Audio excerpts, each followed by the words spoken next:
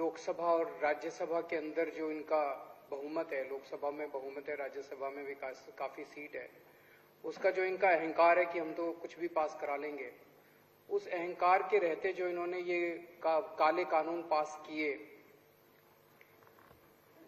इनको लगता था कि किसान आएंगे, थोड़े दिन आंदोलन करेंगे, चीखेंगे, चिल्लाएंगे, फिर घर चले जाएंगे। पिछले साल 26 नवंबर को यह आंदोलन दिल्ली के बॉर्डर पे शुरू हुआ। आज पूरा 1 साल हो गया और उनका आंदोलन सफल रहा। सबसे पहले मैं देश के किसानों को तहे दिल से बहुत बहुत बधाई देना चाहता हूं। इस आंदोलन में सब लोग शामिल हुए, कोई प्रत्यक्ष रूप से, कोई अपने अपने घर से दुआएं भेज रहे थे।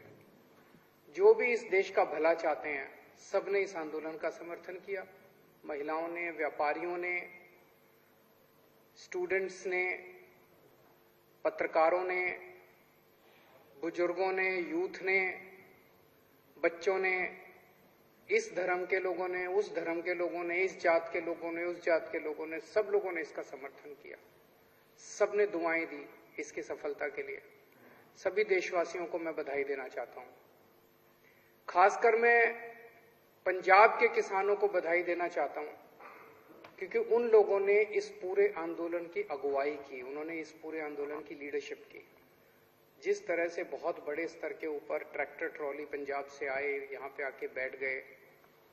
पंजाब की उन महिलाओं को मैं बधाई देना चाहता हूं जो कंधे से कंधा मिला के यहां पे कई दिनों तक इस आंदोलन में बॉर्डर के ऊपर उनके साथ बैठी हुई थी।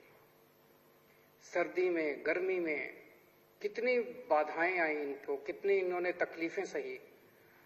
मतलब मेरे को याद है पिछली बार अभी तो उतनी सर्दी नहीं पड़ी, लेकिन पिछली साल जब कड़ाके की सर्दी पड़ रही थी, हम सोचा करते थे कि हम अपने घर में इतने बड़े सारे हीटर लगा के बैठे हैं और इतनी रजाई के अंदर बैठे हैं, ये किसान बॉर्डर के ऊपर पता नहीं कैसे बैठे होंगे, कैसे सो रहे होंगे खुले आसमान के नीचे।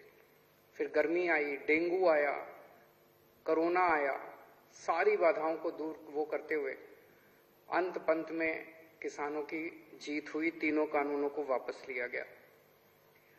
मैं समझता हूं कि शायद ये इंसान के इतिहास में, दुनिया के इतिहास में सबसे लंबा आंदोलन था। मैं और कोई ऐसा आंदोलन नहीं जानता। भारत में 1907 में एक आंदोलन हुआ था, वो भी किसानों का आंदोलन था, पंजाब के किसानों का आंदोलन था, और वो अंग्रेजों के खिलाफ हुआ था। वो 9 महीने चला था, 1907 में हुआ था। उसके बाद अब किसानों को आंदोलन करना पड़ा अपनी सरकार के, चुनी हुई सरकार के खिलाफ। ये 12 महीने चला। दुनिया का सबसे लंबा आंदोलन, सबसे अहिंसात्मक आंदोलन, संयमित आंदोलन। सत्ता पक्ष ने इनको भड़काने में कोई कसर नहीं छोड़ी, षड्यंत्र करने में कोई कसर नहीं छोड़ी, गालियां देने में कोई कसर नहीं छोड़ी। उनको कुचला गया। लखीमपुर का जो इंसिडेंट है बहुत ही दर्दनाक इंसिडेंट है कि सरेआम सड़क के ऊपर इतने लोगों के सामने, हजारों लोगों के सामने किसानों को गाड़ी से कुचल दिया गया। और इतनी हिम्मत हो गई, अगर सुप्रीम कोर्ट इंटरवीन नहीं करता तो ये उसको गिरफ्तार भी नहीं करते जिसने कुचला था। ये तो सुप्रीम कोर्ट की वजह से इन्हें गिरफ्तार करना पड़ा। लेकिन किसान बेचारा शांत रहा, वो केवल अपने अर्जुन की आंख की तरह अपने आंदोलन पे केंद्रित रहा। 700 किसान शहीद हो गए। 700 किसान अपने ही देश में, अपनी हुई चुनी हुई सरकार के खिलाफ लड़ते लड़ते 700 किसान शहीद हो गए। उन सभी किसानों को मैं नमन करता हूं। लेकिन एक खुशी की बात यह कि उनकी आत्मा को अब शांति मिल रही होगी, क्योंकि उन्होंने जिस चीज के लिए शहादत दी वो अंत में लक्ष्य पूरा हुआ और किसानों की जीत हुई। कितनी गालियां दी गई इन लोगों को, एंटी नेशनल हैं। अपने देश के किसान एंटी नेशनल हैं। अगर अपने देश के किसान एंटी नेशनल है तो ये सारे जो बैठे हुए हैं उधर, वो क्या है फिर? जो गालियां दे रहे थे वो क्या है फिर? वो नेशनल है? एंटी नेशनल हैं, खालिस्तानी हैं, आतंकवादी हैं, चाइना के एजेंट हैं, पाकिस्तान के एजेंट हैं। पता नहीं क्या क्या किसानों को गालियां नहीं दी गई। कभी किसी ने सोचा नहीं था आजाद भारत में एक ऐसा दिन आएगा जब अपने किसानों को इस तरह की गंदी गंदी गालियां दी जाएंगी। पर किसानों ने पलट के इनका जवाब नहीं दिया। किसान शांति से बैठे रहे। इतनी हिंसा की गई, इतने वाटर कैनन इनके ऊपर बरसाए गए, लेकिन इनकी हिम्मत के सामने सरकारों के वाटर कैनन का पानी सूख गया। इनकी कीलें, सड़क के ऊपर कीलें ठोकी गई, लेकिन इनकी हिम्मत के सामने सरकार की कीलें भी पिघल गई। बैरियर लगाए गए, सब किया गया इनको, लेकिन इनकी हिम्मत नहीं तोड़ पाई ये सरकार। और अंत पंत में इस सरकार को झुकना पड़ा, इनके अहंकार को तोड़ दिया इन किसानों ने। जिस तरह से आजादी की लड़ाई लड़ी गई थी, ये किसी आजादी की लड़ाई से कम नहीं था। सबसे बड़ी बात यह हुई कि ये किसानों की जीत नहीं है, ये जनतंत्र की जीत है, भारत की जीत है। इस देश के अंदर जो पिछले कुछ सालों से लोगों का डेमोक्रेसी के ऊपर से भरोसा उठता जा रहा था कि यार इस देश के अंदर तो कुछ चलता ही नहीं है, इनकी मेजॉरिटी आ गई है, कुछ भी कर लेते हैं, किसी के खिलाफ भी ये करते हैं, वो करते हैं, रेड मारते हैं, लोगों को तंग करते हैं, डेमोक्रेसी तो बची ही नहीं देश के अंदर। ऐसा इनको भी लगता है। इनसे जब प्राइवेट में बात करो, ये भी बहुत दुखी है, ये भी सारे बहुत दुखी हैं वो, लेकिन ऊपर से ऑर्डर आते हैं कि भाई यहाँ पे जो ज्यादा तेज बोलेगा उसको पद मिलेगा। तो इनकी मजबूरी है, पर ये हैं सारे अपने ही, दिल से ये सारे अपने साथ हैं।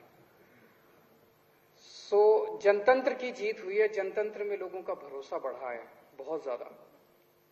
ये एक तरह से हवन था, उस हवन में हम सब लोगों ने भी अपनी तरफ से एक चम्मच घी का डाला।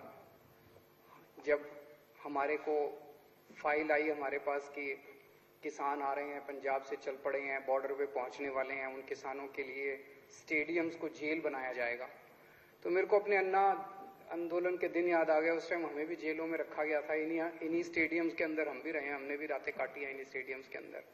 तो मैं समझ गया कि ये स्टेडियम के अंदर इनको पटक देंगे सबको, किसानों को, और आंदोलन खत्म। फिर तुम स्टेडियम में बैठे रहो, जितने भी दिन बैठना है तुम करते रहो। तो हमने मंजूरी नहीं दी, बहुत नाराज हुई केंद्र सरकार, बहुत नाराज हुई। वैसे ही बहुत तंग करते हैं, मैंने सोचा और थोड़ा तंग कर लेंगे, क्या फर्क पड़ता है। तो बहुत नाराज हुए। बॉर्डर के ऊपर जितनी जरूरत पड़ी, जब जब जरूरत पड़ी, पानी की, खाने की, टॉयलेट्स की, हमने पूरी मदद की किसानों की। तो हमने अपनी तरफ से जो भी हो सकता था पूरा किसानों की मदद की। एक चीज मैं देख रहा हूं, मतलब बेशर्मी की भी हद होती है। जब ये 3 काले कानून लाए गए तो भाजपा वालों ने चारों तरफ वाह क्या मास्टर स्ट्रोक है, और जब ये तीनों कानून वापस लिए गए तो बोले वाह क्या मास्टर स्ट्रोक है।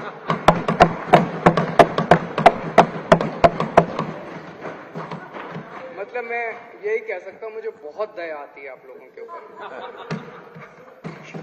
क्या गत बना दी आप लोगों की आपके नेताओं ने। ऐसा भगवान किसी के साथ ना करे।